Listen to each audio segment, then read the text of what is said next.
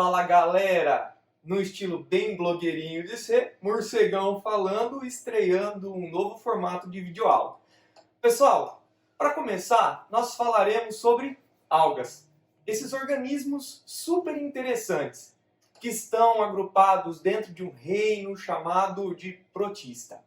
Pessoal, como nós já havíamos falado sobre os reinos em sala de aula, hoje nós vamos nos aprofundar mais ao grupo de algas. Sabendo que o reino protista ele é um reino diverso, não existem só as algas lá, existem também outros micro-organismos unicelulares que nós conhecemos como protozoários. Para começar a falar sobre as algas, nós temos que lembrar que esses organismos eles são mais evoluídos do que uma bactéria. Então são organismos que já vão apresentar a carioteca, por isso chamados de eucariontes. Todos eles são fotossintetizantes. Não existe uma alga que não seja fotossintetizante. Nós não podemos confundir, porque algumas pessoas dizem assim, algumas algas são fotossintetizantes. Mentira! Todas as algas são fotossintetizantes. Tá?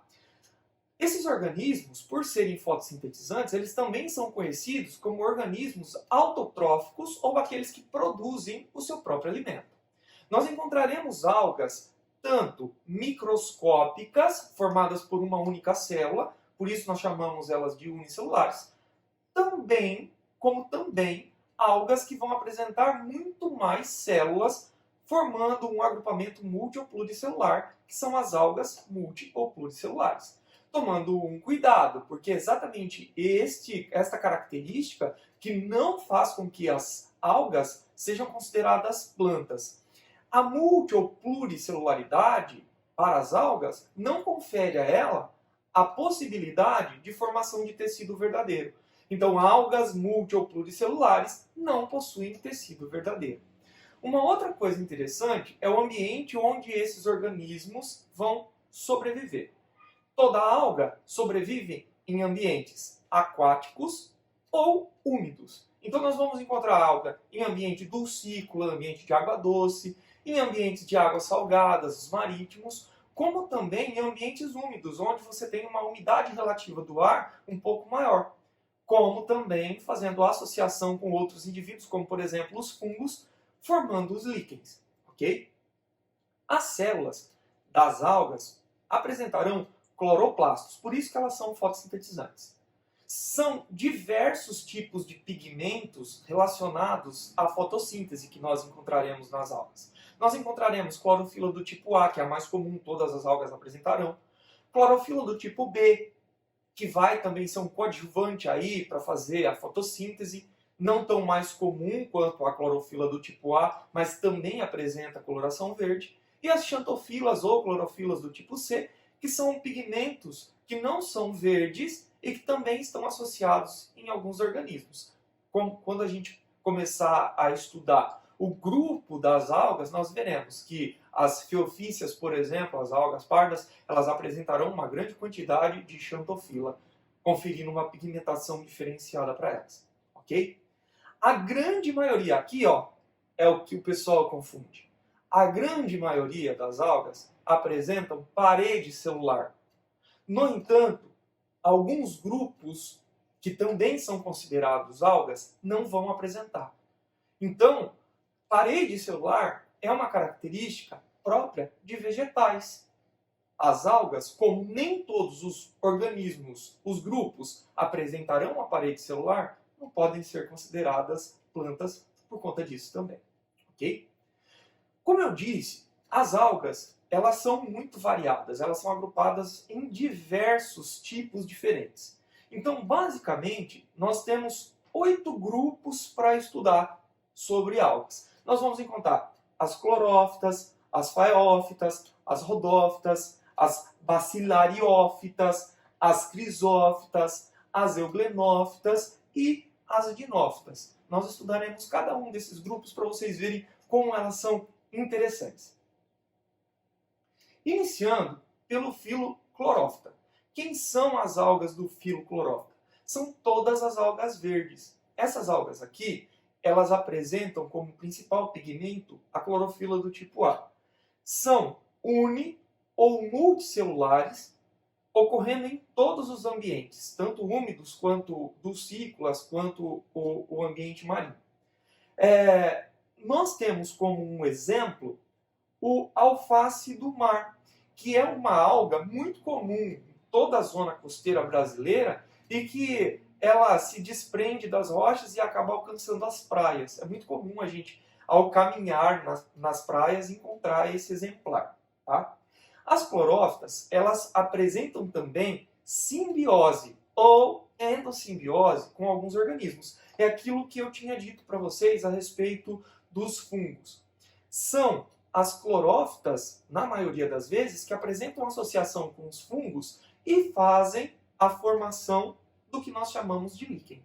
Tá? O morcegão colocou uma foto aqui, tanto da alface do mar, quanto da associação entre algas com os fungos formando os líquens. Ok? O nosso próximo grupo são as faeófitas. As faeófitas são as algas que apresentam uma coloração diferente do verde. São também conhecidas como algas pardas. Elas apresentam essa coloração devido à presença de xantofila, unidas com duas outras clorofilas, a clorofila do tipo A e a clorofila do tipo B. Essa alga ela vai apresentar estruturas que vão conter gases no seu interior. E esses gases vão servir para que ela flutue. Então é bem comum essa alga ser encontrada flutuando nos mares. A alga ela apresenta uma importância muito grande, tanto ecológica quanto econômica. Ecologicamente falando, ela faz parte dos produtores. Está lá no nível de produção, onde serve de alimento para um monte de peixes ou outros organismos aquáticos. Em relação à economia, essas algas elas podem servir para a produção de cremes, cremes de rosto ou cremes dentais, também é utilizada na culinária, para fazer aquela alguinha que os japoneses chamam de kombu, são algas desse grupo que são utilizadas. Okay? O filo que nós estudaremos agora é o filo Rhodophyta. Nesse filo nós encontramos as algas vermelhas. Agora, cuidado, não vamos confundir algas vermelhas com o fenômeno ecológico maré vermelha. É totalmente diferente. As algas vermelhas são conhecidas assim porque elas apresentam xantofila como pigmento. Algumas ainda, um outro pigmento muito importante que também é xantofila, que é a ficoeritrina, um pigmento que confere a cor vermelha. Ah, morcegão, mas quer dizer então que as algas vermelhas não vão apresentar pigmento verde? Sim, apresentarão, só que em pequena quantidade. A importância ecológica que nós vamos observar nesse grupo também é muito legal e muito parecida com a outra que nós acabamos de estudar. Elas são base alimentares para uma série de organismos, também servem para a produção de sorvetes, de cremes, emulsificantes. Tá? Nós utilizamos na indústria para a produção de gelatina, inclusive esse grupo de algas, eles são utilizados para culturas bacterianas, para a gente obter aquela gelatina que nós utilizamos para fazer a cultura bacteriana, que é fantástico, por conta da alta carga de proteínas que elas apresentam. O grupo que nós estudaremos agora é o grupo do filo Bacillariophyta. Essas algas aqui são mais conhecidas como diatomáceas. A principal característica delas é a presença, gente, de uma cápsula silicosa de vidro que vai proteger o corpo do organismo e lá dentro nós encontraremos a célula com os fotorreceptores que farão a fotossíntese. É um grupo muito importante porque nós encontramos na areia do deserto o esqueleto desses organismos. É muito bacana para estudiosos que fazem estudos evolutivos. E nós encontramos também em lagos participando de uma alta capacidade de formação de oxigênio pela sua capacidade fotossintética também. Então elas são importantes para a produção de oxigênio. O outro grupo é o grupo do filo Chrysophyta. Nesse grupo aqui nós vamos encontrar organismos que vão ser unicelulares, encontrados basicamente em ambientes marinhos e dulcícolas, e eles vão ter uma semelhança muito grande com as diatomáceas e as feofícias. Então tem uma confusão na hora de fazer a identificação deste grupo, ok? Só que nós encontramos uma série de material rochoso marítimo formado por estes organismos, ok? O filo Euglenophyta. Um parênteses para esse grupo. Eles muitas vezes são considerados algas e outras vezes são considerados protozoários. Por quê? Porque não competem apenas a eles fazer o processo fotossintético. Esses organismos aqui podem ser heterotróficos. O que é isso, morcegão? Eles podem comer também. Se eles não tiverem a presença luminosa adequada e tiver matéria orgânica, outros organismos que eles podem aproveitar, eles vão acabar comendo. As euglenófitas está no grupo, ou é o grupo das algas que não vão apresentar parede celular. Olha só aquela característica que nós falamos lá no comecinho das aulas. Esses organismos, eles vão apresentar flagelo, o que significa que eles não serão imóveis. Eles também podem se movimentar ativamente no corpo d'água, ok? O outro filo é o filo Dinófita. O filo Dinófita, sim, é muito importante, porque são eles que vão ser responsáveis pelo fenômeno da maré vermelha. No filo Dinófita, uma das características mais importantes que nós encontraremos é a presença de parede celular, uma carapaça. Nessa carapaça, que nós podemos observar aqui na imagem, temos dois flagelos. Um flagelo que circunda o organismo, tá? Horizontalmente falando, e um outro flagelo que se posiciona verticalmente, longitudinalmente falando do organismo, o que faz com que ele consiga se movimentar e controlar o movimento dele. Ele consegue ir para as direções que ele mesmo quer, geralmente seguindo a luz. Quando nós temos muita matéria orgânica nos ambientes aquáticos, este organismo se aproveita disso e acaba tendo um boom populacional, um boom reprodutivo, fazendo com que haja um aumento muito grande deles e, consequentemente, a dispersão de uma toxina que eles também produzem. Porque esses organismos produzem toxina, causando a famosa maré vermelha. Nós temos uma série de relatos de marés vermelhas. O Morcegão colocou aqui duas imagens onde vocês podem observar que na primeira nós temos uma mortalidade excessiva de peixes causadas pela toxina dos dinoflagelados e na outra também uma expressão de proliferação desse organismo. Aquela mancha que vocês estão vendo ainda não ocasionou nenhum tipo de morte. Só está apresentando uma grande quantidade desses organismos no ambiente. Esse tipo de situação também pode ser considerado como eutrofização. A eutrofização é um mecanismo de alta reprodução de alga e também pode ser considerada quando tem alta reprodução de macrófitas aquáticas, que são plantas, não são algas. Ambas vão fazer esse mesmo, ou serão responsáveis por esse mesmo fenômeno.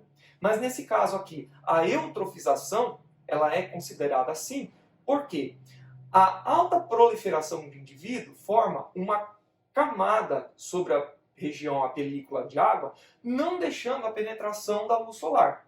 E isso significa que você tem uma paralisação da fotossíntese no meio, fazendo com que haja uma diminuição do oxigênio, e com essa diminuição do oxigênio, você tem uma mortalidade de indivíduos que dependem da respiração.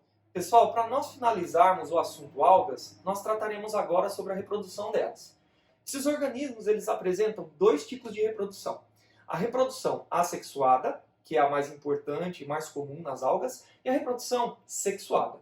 Na assexuada, nós não teremos troca de gametas. Será divisões que acontecem no próprio organismo que dará origem a um outro indivíduo de alga. E na reprodução sexuada, existe troca de gametas. Isso significa que você vai ter pareação ou combinação genética entre células que formarão um conjunto completo de cromossomos, dando origem a um novo indivíduo. Na verdade, lembrando que para dar origem a um novo indivíduo nesse tipo de reprodução, nós necessitamos da reprodução assexuada. A reprodução sexuada só acontece para que haja o encontro, a troca ou a recombinação de gametas, de material genético. Então, bora lá. Na reprodução assexuada, nós encontraremos três. A divisão binária, que acontece mais em organismos unicelulares.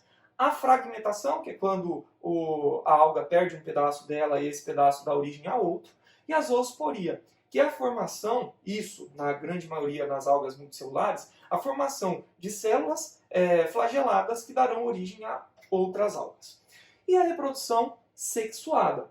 O que acontece aqui na reprodução sexuada é o seguinte: você tem o encontro entre duas células, geralmente células que estejam com a metade do número de material genético, de cromossomos, e há uma recombinação.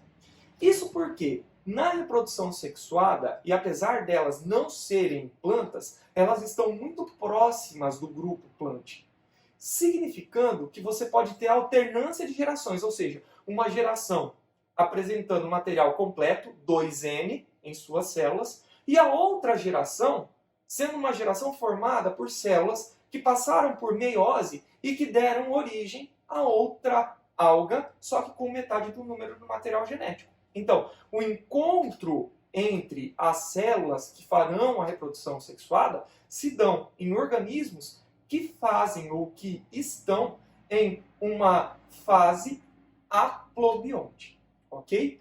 Espero que vocês tenham gostado. Nós falaremos na próxima aula de outros assuntos e até mais, galera!